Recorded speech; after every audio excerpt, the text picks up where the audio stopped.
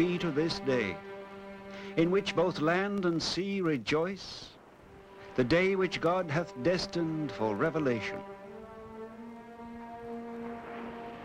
That day of God was renewed in the Holy Land a century ago, on the shores of the Mediterranean Sea,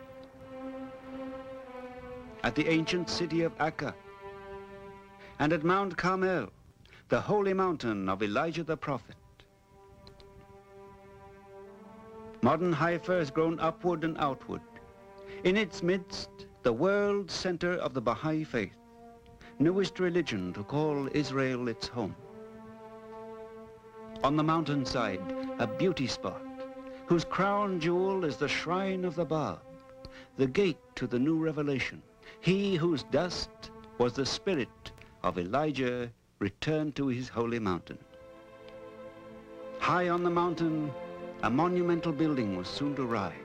It was to be the Ark of Destiny for all mankind, the seat of the universal house of justice of the Baha'i faith.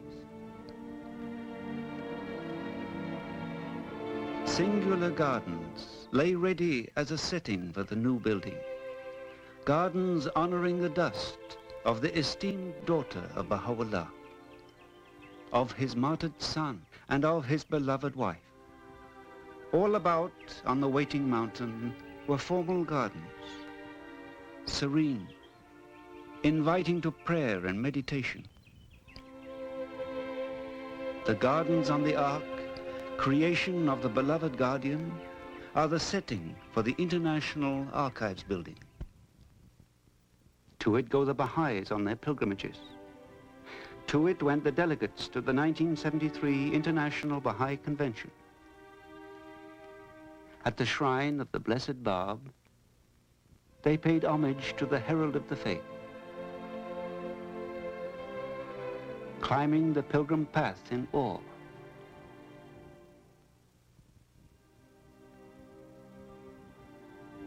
and entering his shrine for solemn prayer. Their prayers were for the future, for the promises of the Supreme Prophet, for his plan of God. For in this hour, they were to dedicate the site for the seat of the Universal House of Justice. At the top of the Ark on the bare mountain slope, there the great building was to stand.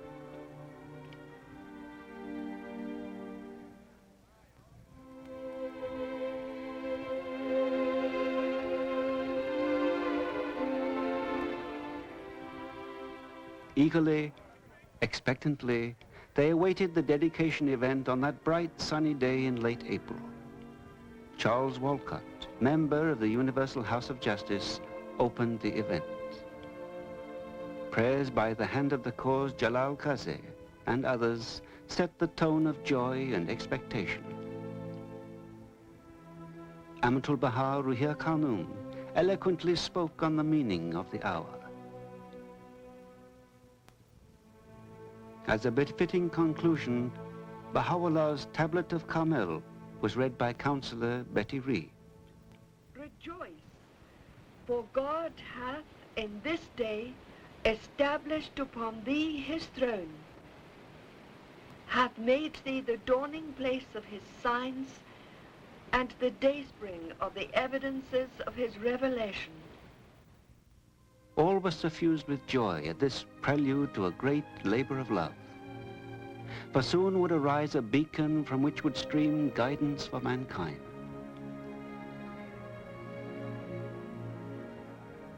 Now the delegates returned to the duties of the convention. Full of the warmth of loving fellowship,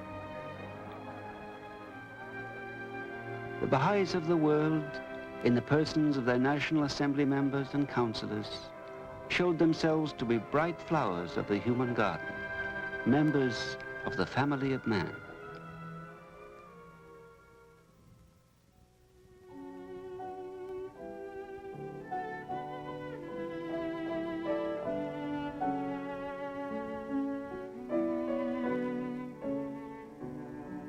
The design of architect Hossein Amanat was chosen for a building in the classical Corinthian order.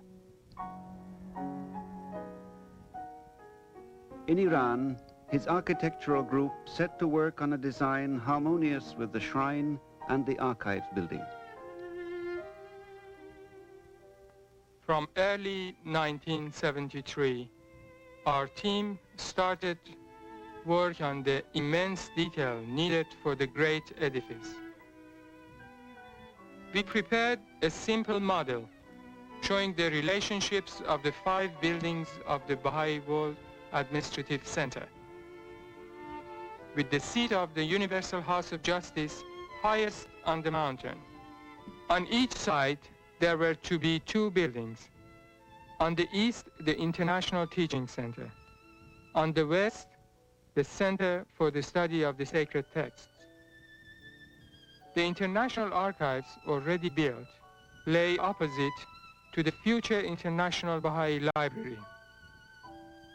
Our north elevation shows a simple classical building in harmony with the archives. This section exposes the 2 wings, east and west, mostly used as functional spaces for offices. The council chamber, the heart of the building, is in an octagonal core, inspired from the geometry of Persian architecture. This core contains 3 other main spaces: the multi-purpose room, the entrance hall, and rotunda. The detailing of the project was a huge task. For example, the Corinthian capitals had to be drawn at full size. Work was very intense for the first 3 years and lasted until the building was occupied. In 1976, we shipped the initial working drawings to the site office in Haifa. Various details of the construction were discussed with Mr. Aziz Khabirpur, who accepted to be the resident engineer. Hundreds of drawings had to be prepared for the guidance of the engineers and contractors for this unique building, completely new to our time. It was now the time of the engineer, when concepts and plans soon were to become concrete and steel, marble and granite, fittings and furnishings.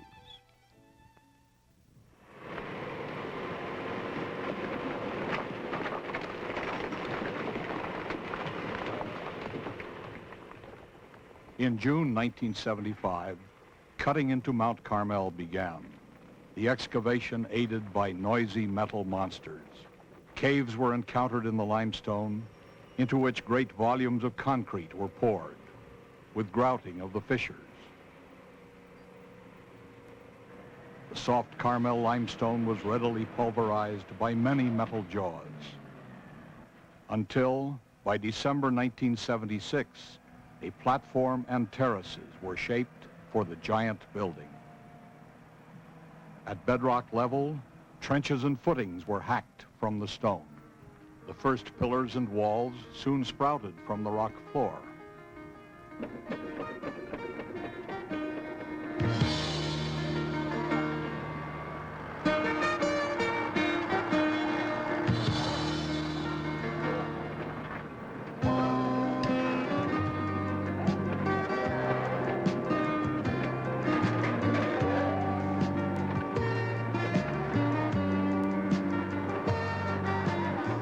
Concrete was poured onto the bedrock, beginning in February 1977. Thus began 2 years of ceaseless pouring of cubic yards of concrete by pump and bucket, each floor or wall heavily reinforced with steel bars.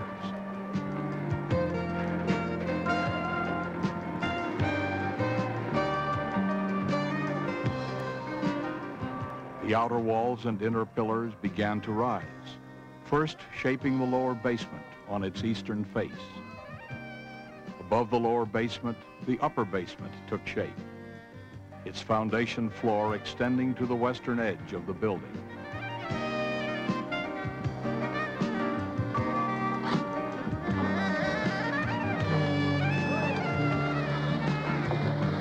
The northern wall began to rise, here seen against the mountainside terraces.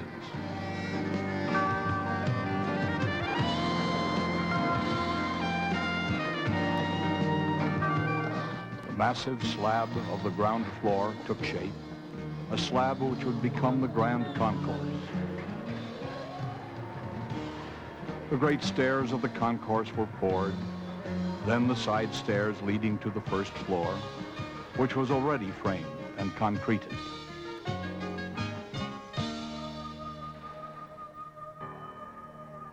The first floor was marked by the council chamber base, with its waffle slab of white Ytong blocks. Massive sheets of concrete were poured for the office spaces, later to be occupied by members of the House of Justice, and soon the second floor was completed.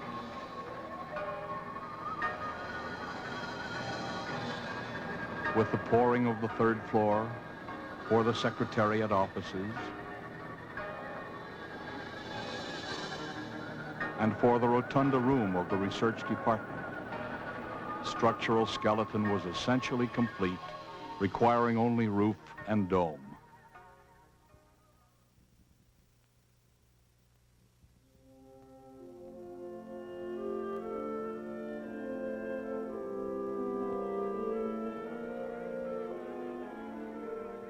Delegates to the 1978 International Convention celebrated a special event, the further dedication of the building. Old friends were everywhere, and the great family of Baha'is gathered that Rezwan to witness a landmark occasion. Chairman for the auspicious event was the hand of the cause, Hugo Giaccheri, with Amatul Baha Ruhir Khanum as the principal speaker. The ceremony was officially opened by Dr. Giaccheri, and there was a prayer in Persian, then a prayer in English, and a prayer in Portuguese. Following an introduction by Dr. Giaccheri, in which he pointed out the uniqueness of the event all were witnessing, he invited to the table Miss Ethel Revell, former member of the International Baha'i Council. Ruhir Khanum pointed to the House of Justice as a wellspring of peace for the planet. Now, from this building will emanate the laws of the dispensation of Baha'u'llah. From this source will come the justice that Baha'u'llah speaks of in his writings. A precious casket contained dust from both holy shrines. Climbing the temporary steps of scaffolding, Ruhir Khanum was followed by architect Hussein Amanat carrying the casket, and by resident engineer Aziz Khabipur.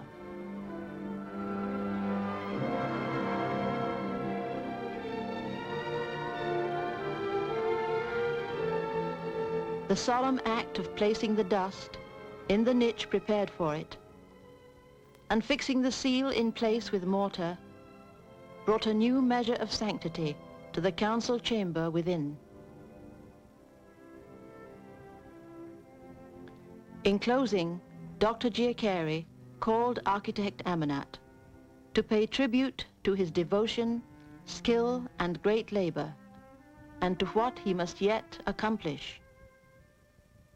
There were closing prayers, concluding the event. Ruhir Khanum, escorted by the hand of the cause, Abul Kazem Faizi, departed, freeing the delegates joyously to explore the unfinished interior and happily to continue that lifelong love affair among Baha'is which bursts forth on such momentous occasions.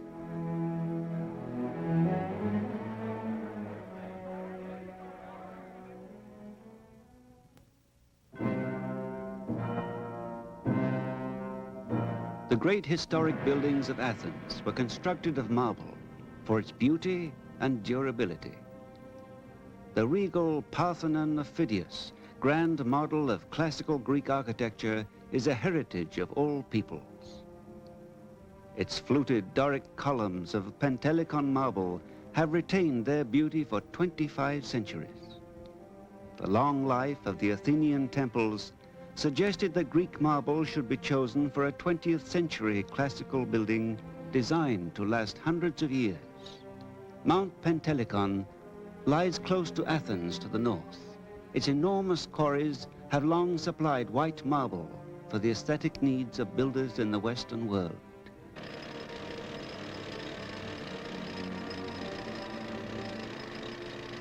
For the new building, the quarrymen cut great blocks of marble from the mountain. The blocks were rough-hewn to fit the specifications for shafts, bases, capitals, and flat pieces.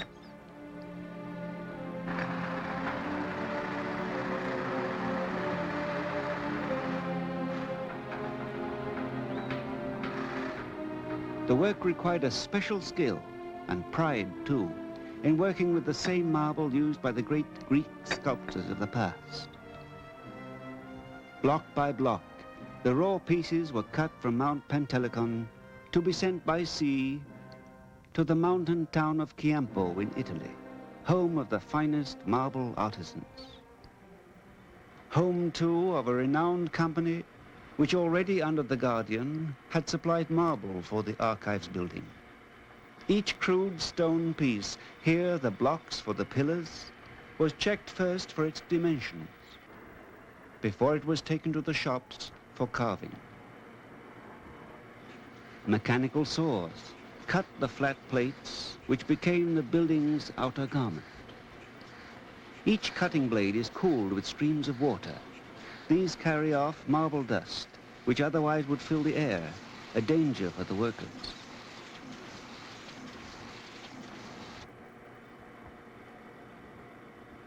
Inside the great shops, careful craftsmen precisely cut entablature pieces, grinding the great plates with incredible nicety, with the aid of newly devised electronic controls.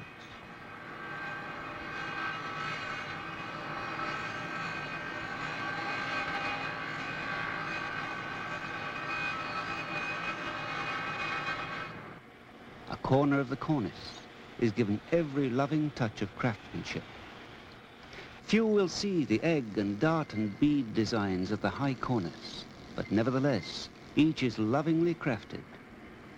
The different rosette designs, all of rare beauty, each require high skill of hand, but a loving heart for the work.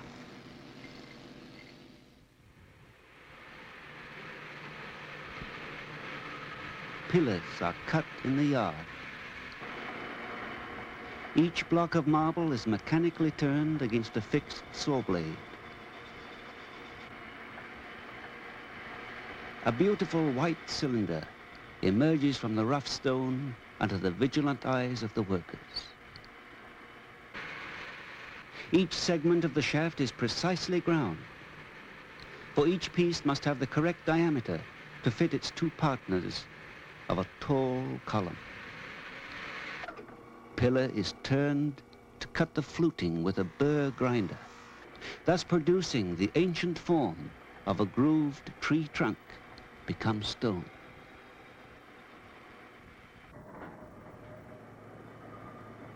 Great cubes of marble were assigned a special destiny, to become the Corinthian capitals of the columns.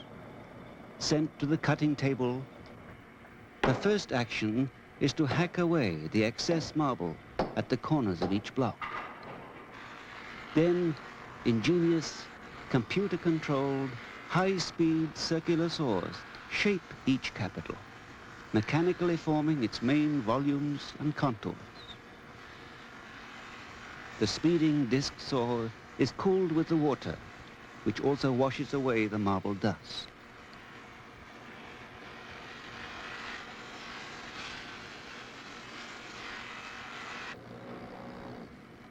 Thereafter, the craftsman cleans away the excess stone with a power chisel, with hands as sure as his ancient forebears, mechanization even aiding his handicraft.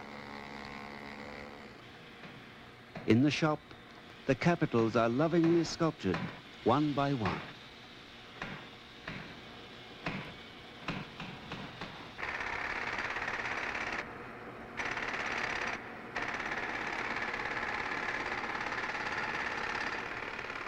the acanthus leaves begin to emerge.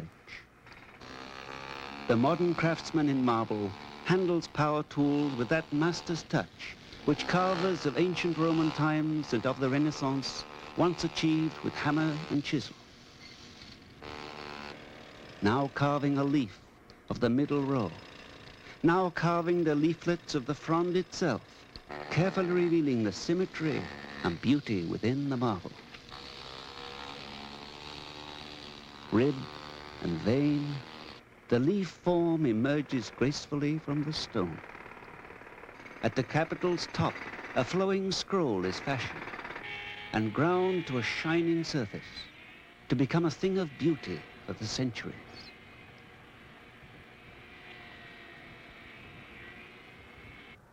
To the yard then for inspection, to assure that every piece is perfect, that every pillar section is cut to precise dimension.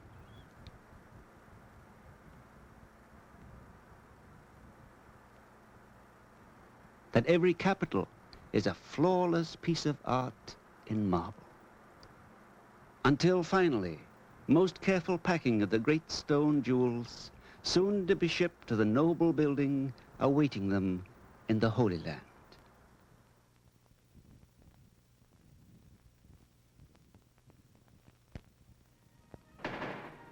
The massive gray concrete walls required the beauty and grace of a marble covering. French craftsmen came to hang the white marble plates from every surface of the exposed outer walls. Soon a luminous skin was created to reflect the bright sun of the Holy Land. The bases of the columns were the first to be placed, each plinth set on the concrete platform, there to await the 3 shaft pieces. The first shaft segment is carefully swung upward to its base.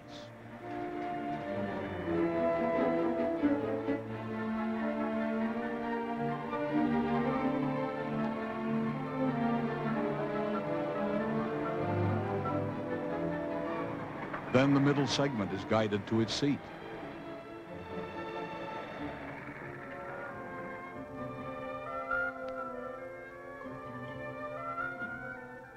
A third segment caps each completed shaft, now awaiting the capitals. The Corinthian capitals are the crown of the colonnade. Extreme care must be exercised in lifting each heavy capital to its high permanent home.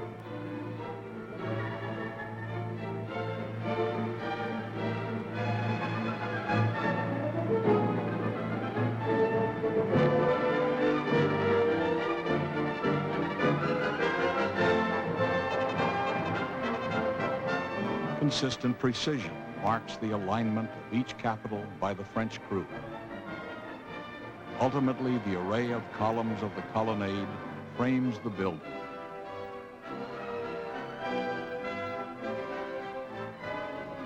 The great front stairs are framed by the carpenters for casting in concrete.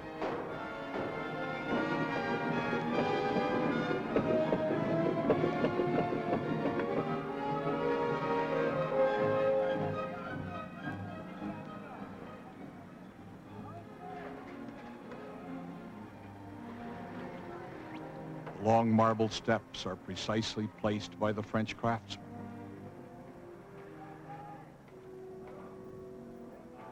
The massive concrete lateral arms of the stairs welcome the magnificent marble blocks, which are their cover.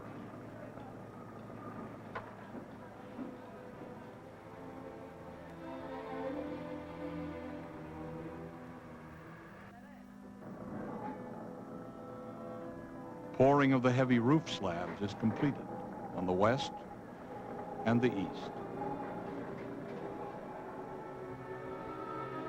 With the roof completed, drum and cornice cast, wooden framing began for the concrete cap of the dome.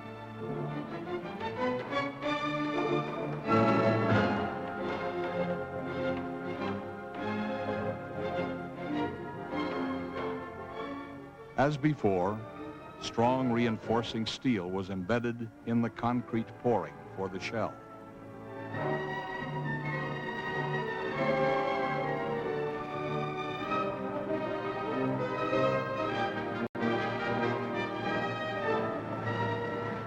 All cement surfaces were painted with bitumen as waterproofing.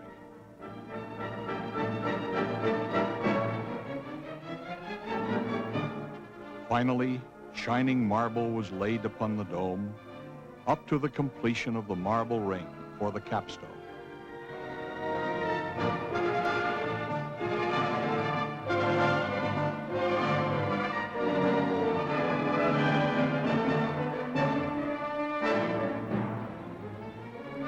With the capstone rim completed, the dome port was ready to receive the capstone.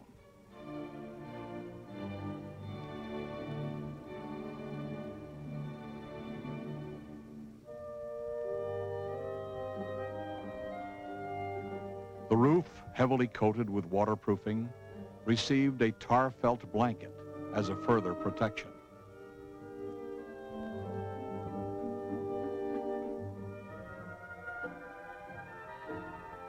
A layer of insulation was placed against the sun's heat.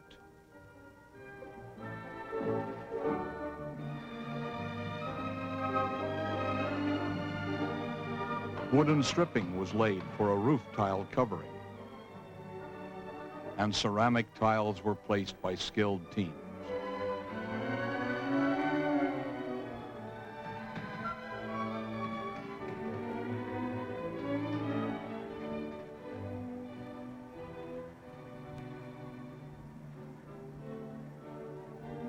After 10 years of planning and construction by Persians, Jews and Arabs, Frenchmen and Italians, Americans, New Zealanders, and a legion of others, and through contributions by persons from the whole Baha'i world, the great building stood ready for its occupants.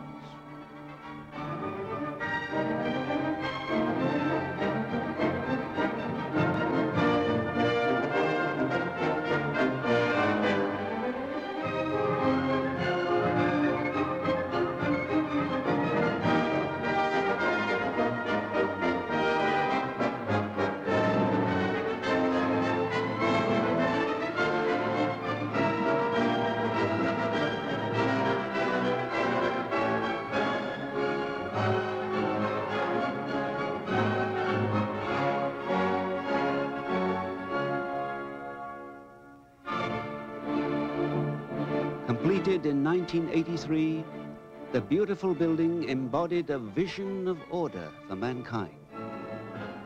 Its western wing of offices and its eastern wing flank the central core, seen outside at its lowest level as the Great Stair.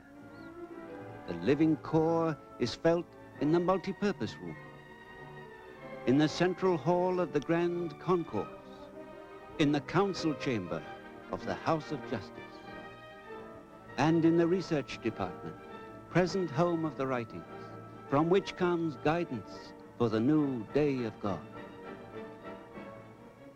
From its seat on the holy mountain, the House of Justice looks to its meridian point, Baji, beyond Akka, and to all compass points of the Baha'i world.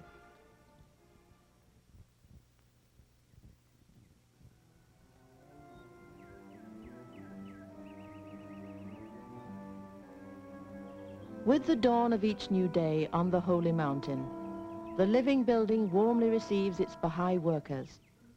First are the construction staff, the gardeners, the engineers of the power services, those who make the building work and preserve its physical health. Simultaneously, the maintenance staff streams in to see that cleanliness and order are maintained in the building. Most are young people, volunteers from the four corners of the world, joyously giving special and hard service for months or years. In the engine room, air chillers for a hot land whine into action. The furnaces are checked for their use when cold weather comes. A diesel generator awaits any emergency while the power mains bring in electricity for every need. All the mechanical services feed into the building through the great corridor under the colonnade. Soon arrives the office staff, flowing into the staff doorway at the lower basement, each morning feeling afresh the honor of serving in this hallowed building. Some walk upstairs, passing the bookstore with its exciting displays of Baha'i literature. In the Department of Finance, work begins promptly. The treasurer and his associates are involved with increasingly complex responsibilities for worldwide Baha'i activities, which require well-trained staff of reliable and efficient Baha'is. Next door is the data processing service, much needed by the departments of the World Center. Baha'i computer scientists, engineers, analysts, programmers have begun to revolutionize the efficiency and capacities of the staff. Computers will make it possible to manage the heavy administrative demands of the growing Baha'i world community. Once a week, the World Center friends meet in the multi-purpose room for prayers and for... Wonderful news. The Foreign Minister of the Netherlands yesterday addressed the General Assembly of the United Nations on the Baha'i persecutions in Iran. The first time the faith has been mentioned in the General Assembly. And now, the World Center Social Register, news of our comings and goings and our housekeeping affairs.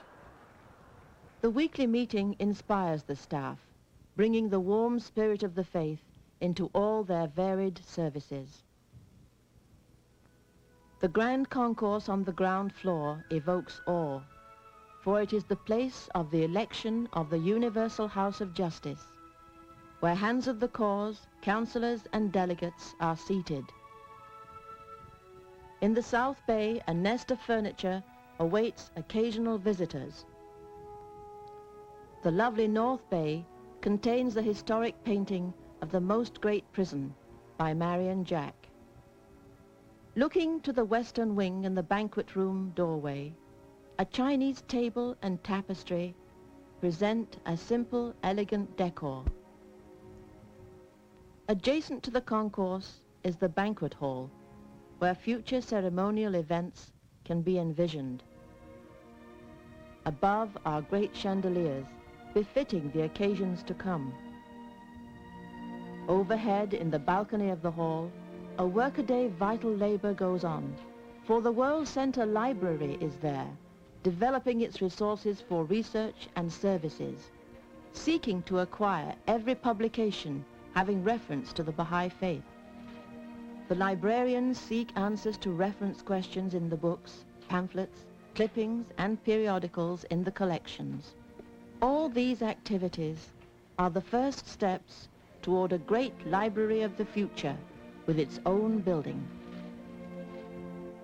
The second floor is occupied by the House of Justice members and their aides. Each office of a House of Justice member is modest but adequate. Each window looks north to Bachi, source of spiritual illumination. Each is furnished according to the member's taste, displaying precious books, the bust of a distinguished father, the graceful calligraphy of Mirza Bozorg, Baha'u'llah's father. Each secretary aide of a House of Justice member has special assignments, such as refugee problems and translations from Persian to English. Each secretary aide is excellent, her high skills augmented by long Baha'i experience. Word processing by computer has become a great labor saver for every capable aide, several of whom have been National Assembly secretaries. The heart of World Center communication with the Baha'i community is the Secretariat. Here, the pool of workers who turn out hundreds of messages each day, an ever larger number of which are sent by telex.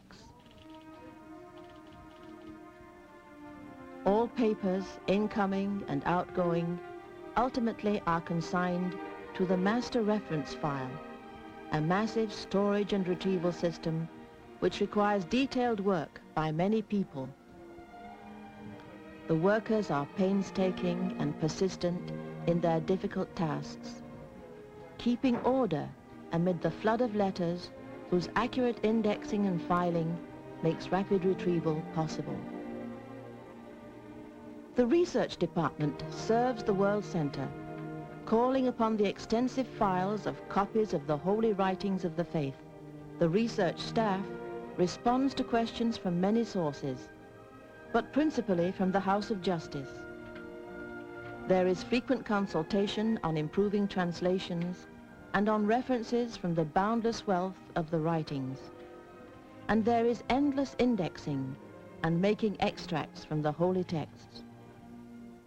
The Department of Statistics measures the progress of the faith in many dimensions of its expansion and consolidation, collecting and recording facts from national assemblies and their committees, from letters, from every available source.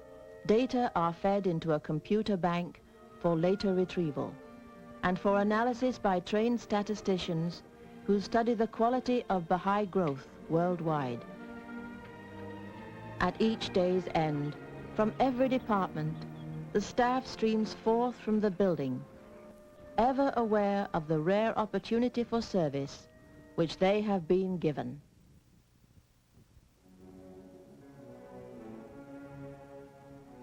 When pilgrims arrive from the far corners of the world and fresh from the spiritual fulfillment of visits to the shrines, they enter the gateway to the heartland of the Baha'i administration. Coming up the northern stairway or walking the eastern roadway to the great stairs, they approach another high point of their spiritual homecoming. The pilgrims converge at the stairs. Here, at this wondrous spot, passing through the great doorway, they look above to the nerve center of their faith, the council chamber of the Universal House of Justice, and to the greatest name on its lintel. The grand concourse is a welcoming, warm presence, pregnant also with spirit and echoing with the election of the House of Justice held in this very spot. For each pilgrim group, the anticipated meeting with the House of Justice is a welcome to their spiritual home.